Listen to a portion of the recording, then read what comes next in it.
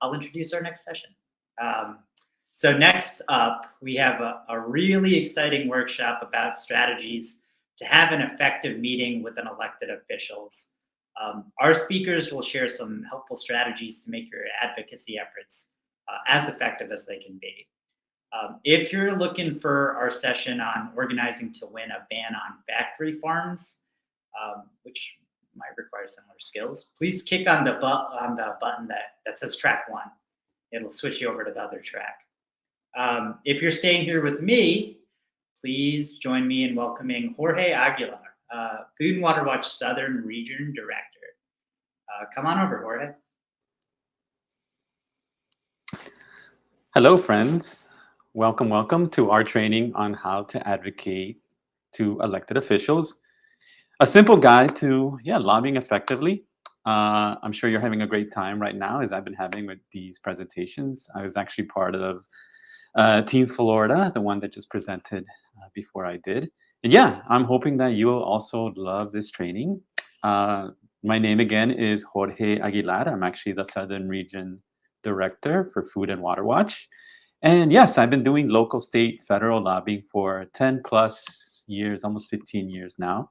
I've helped our team win victories to stop fracking in Maryland and in Florida, stopped dozens of cases where private companies are trying to privatize people's waters, led successful campaigns to remove arsenic from chicken, and a bunch of other things. But I'm really driven mostly by my commitment to water access, given my roots and my family in Nicaragua that still often contends with severe water issues, a reality that is becoming more and more real here in the US too.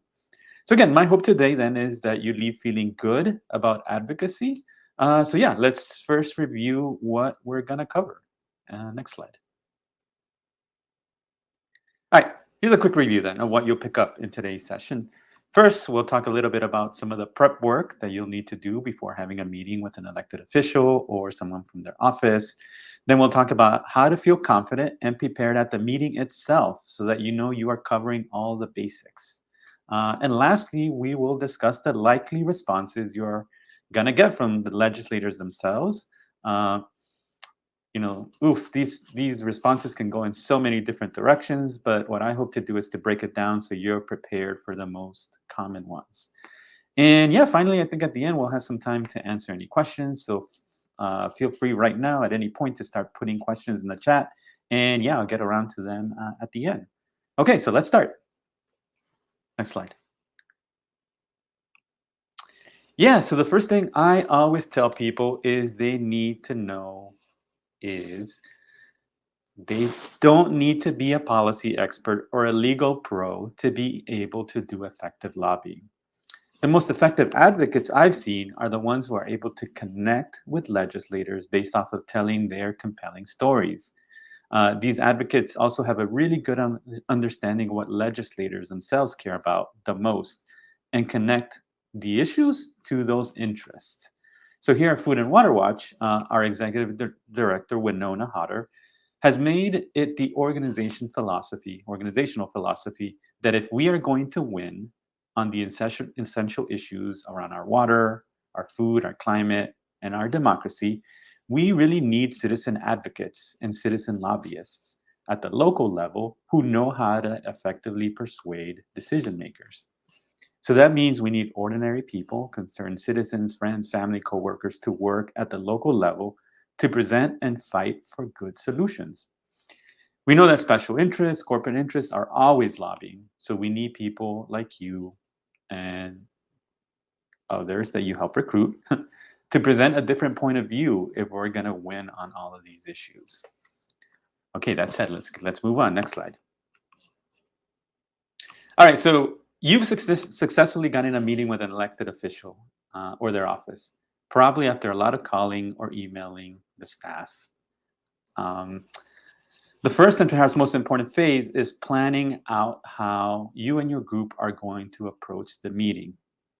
Tip number one, don't wing it. If you want to connect with a legislator, it's going to take some time researching that elected official.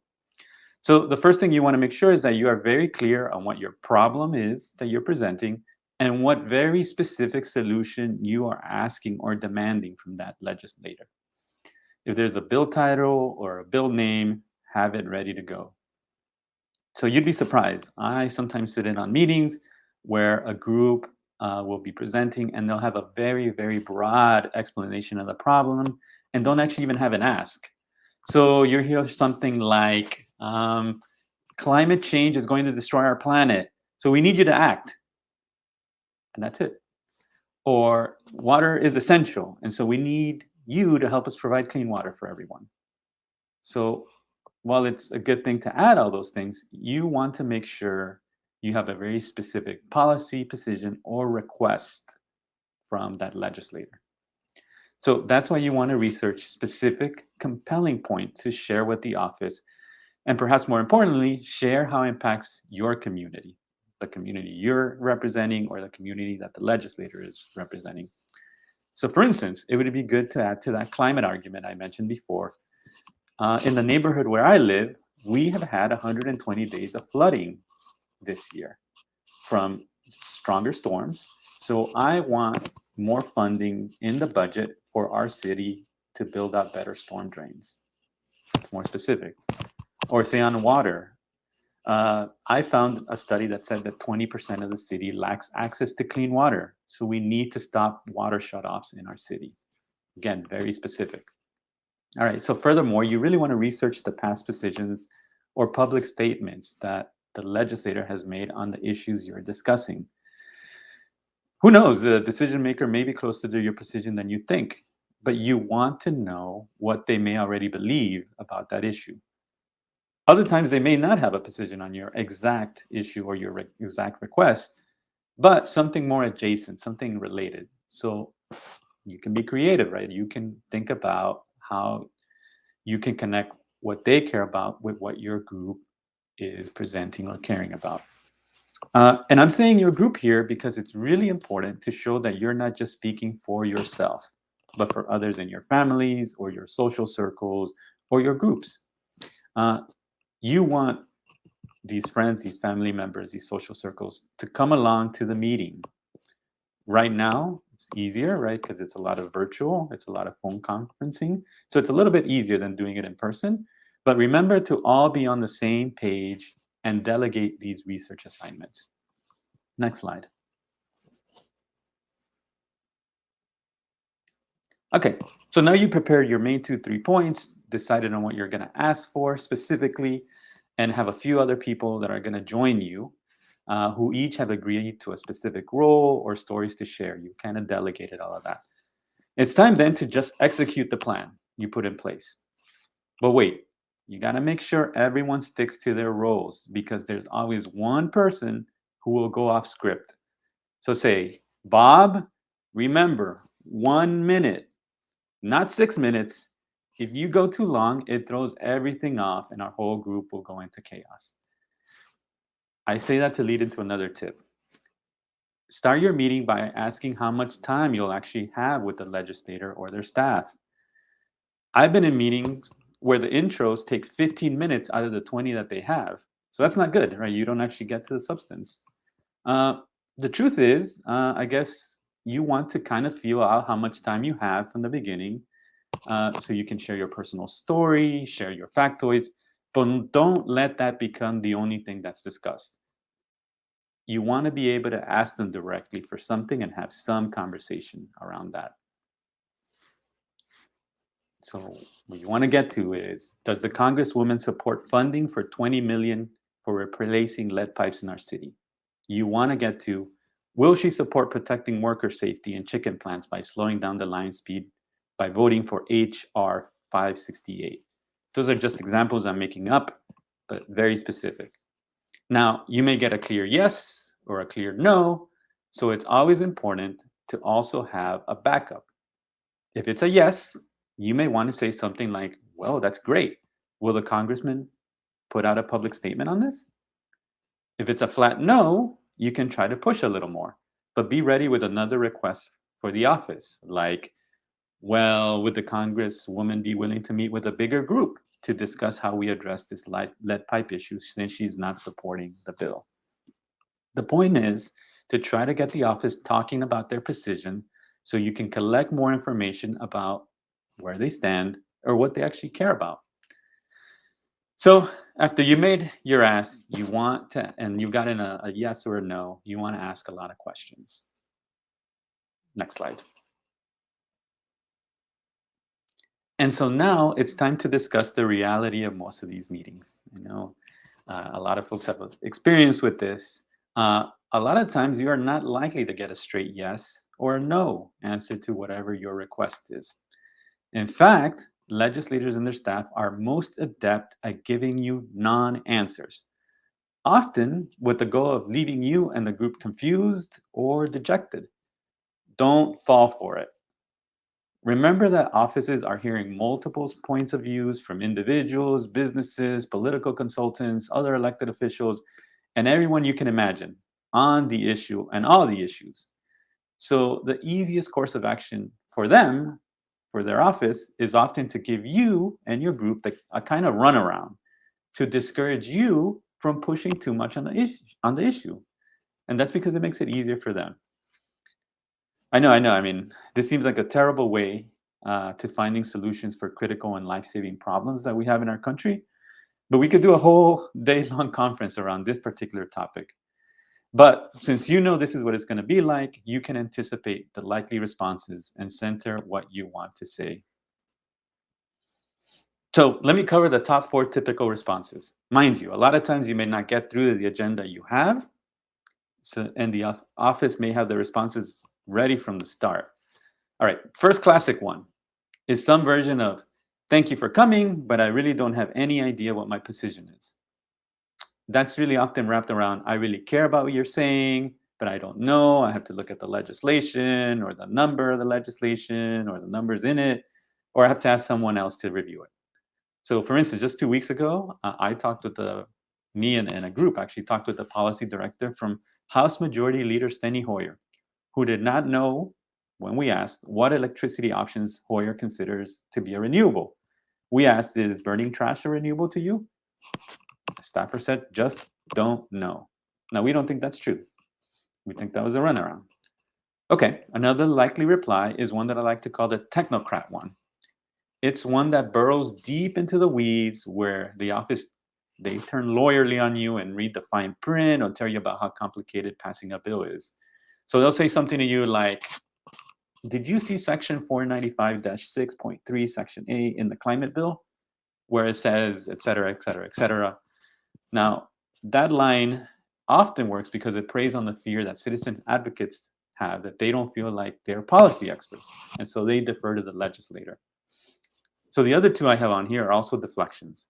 One answer you'll get is, I'm not the one you should be talking to. It's someone else. You probably want to go talk to Manchin, not me. A few weeks ago, I also met with, again, me and some others, folks met with Senator Warner's staff to ask about whether the senator supported slashing fossil fuel subsidies. Her answer was, Jorge, he really cares about electric buses. Great, I said, but I asked about slashing subsidies. So then she told me, oh, yes, we have met with other groups about renewables recently. Again, I said, well, what does he think about subsidies? Like I said, don't fall for it. Next slide.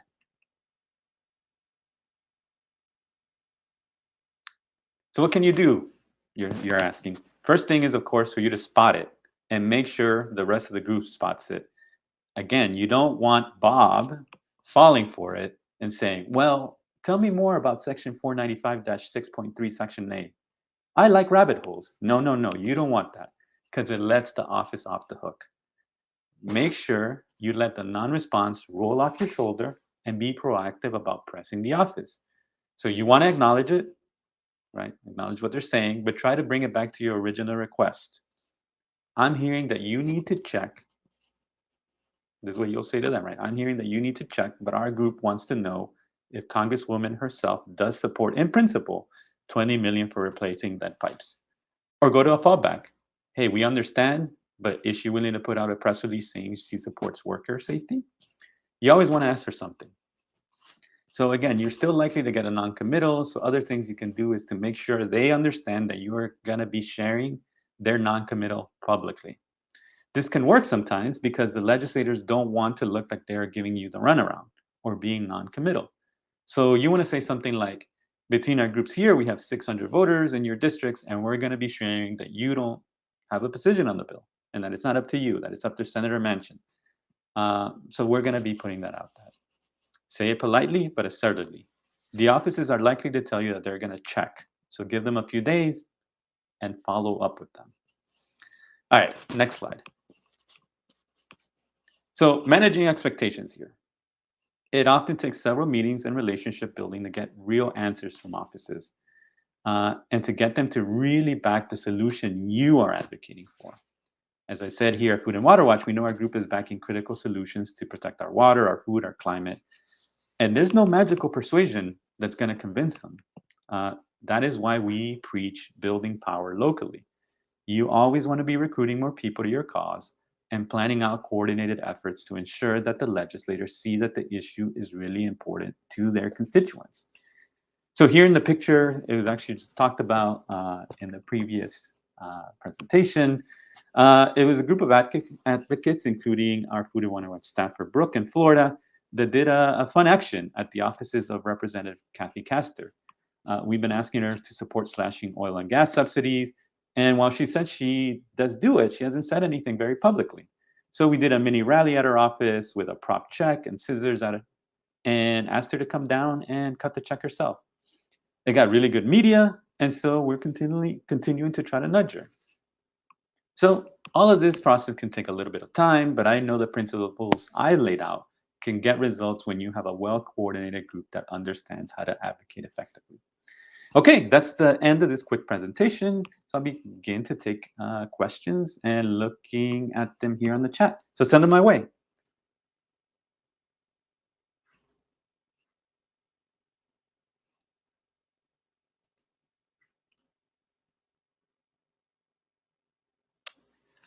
Yeah, so hearing, some folks here are saying, it gets easier after the first meeting. And that's true. Again, as you have a little bit more experience doing it, it gets a little bit easier. You also establish relationships. And that's the thing with offices. They often have the same staff, or some of these legislators have been around for a while. So you get to know their likes, their dislikes. So one of the questions is, what is the best size of a group to bring to a meeting? I would say that you always want to get as many people as you can get. And again, right now, easier when you do it virtually, where you can have a lot of people. Now, here's the trick. Not everybody has to speak. What you want is to show that there's a lot of people that care about a particular issue, but that group should try to delegate leadership to 2 or 3 or 4 people that are talking and making those key points at the very beginning. So the rest of the folks on the call should stay generally quiet or just support whatever is being said by those leaders. So saying, yes, I agree, I totally agree, being very vocal so that the office sees that there are a lot of people, again, that are supporting this. So again, you want a pretty big group. You probably want 3 or 4 people to kind of actually lead the conversation. And like I said, since a lot of it is planned on what you want to say, they are ready to go and can kind of drive that conversation. So someone asked, how hard can you press for a straight answer? Again, one of the things I was going to include in here, you want to be polite and you want to be professional. I've been in meetings too where someone will get very upset and will, be rude. Will drop some curse words in there, and I know we all get to that point. That doesn't work, right? That just turns the office off completely, and it's sort of dead end. We might be there on the issue we're working on, but generally we can press nicely as much as you want. You can ask the question in different ways, but at a certain point, you do have to realize if they're giving you a polite no. If they're giving you the runaround and they keep saying the thing, you've hit a wall, and so it's go back to the drawing board, which is this last slide here, which is you really have to build more power and get more people involved to push that legislator. Another question: is it never good to go in without an ask? I am highly recommending that you have a general solution that you're advocating for. You do want to build a relationship with the office, like I said, or with the staff. But what ends up happening is that there might be a bill. So take this infrastructure bill that's currently being debated. It has so many different sections that are really important. And so to say, yes, we like the infrastructure bill is pretty generic. I think you can start with that, but you want to say very specific. I care about education, or I care about the environment, or in our case, right, we go in, we say we care about the bill, but we also care about slashing subsidies for fossil fuels. So the office gets very specific information that they can check and say, okay, this is what we keep hearing from constituents.